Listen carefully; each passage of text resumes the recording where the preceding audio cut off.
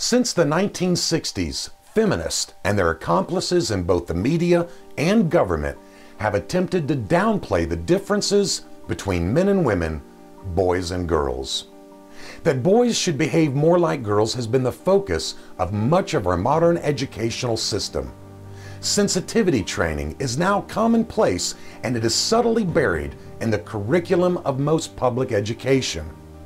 To achieve this goal, we are told boys need to stop playing cops and robbers or cowboys and Indians and instead search their feelings, coming in contact with their more feminine side. If left unchecked, I believe this wicked agenda may be the final nail in the coffin of Western civilization. Hello, I'm Jerry Johnson, and I welcome you to another edition of Against the World.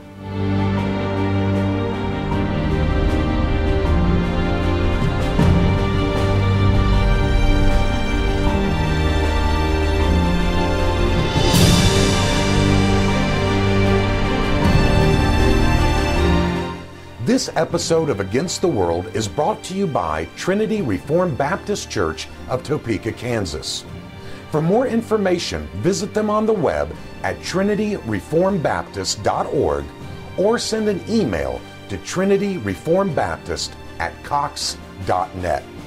And by Read Through the Word Bible Curriculum.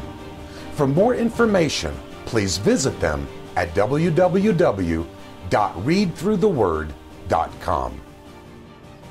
It's a bad time to be a boy in America, writes Christina Hoff Sommers, a one-time feminist.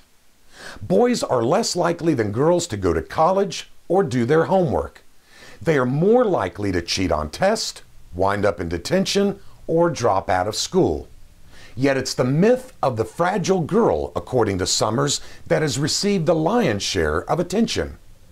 When boys are discussed at all, it's in the context of how to modify their antisocial behavior.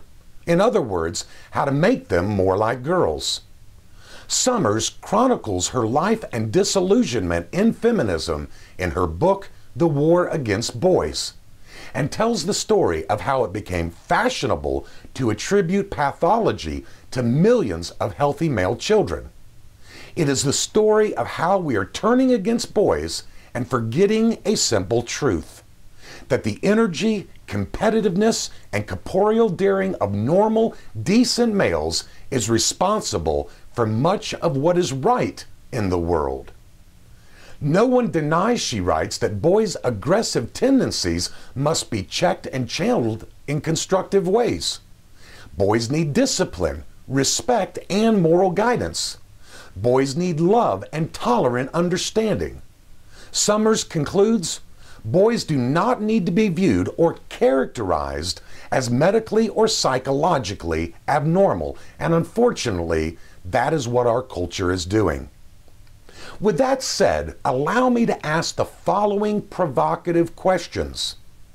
Is it not possible that the rash of mindless, wicked shootings like Columbine and the Movie House Massacre could be a result of boys being told to suppress their natural aggression?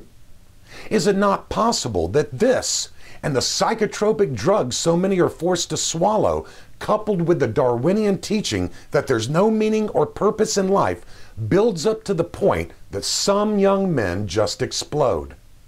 Really, I don't know the answer. I'm simply asking the question. But one thing I want to point out: a phenomenon which took place during the recent shootings in Colorado.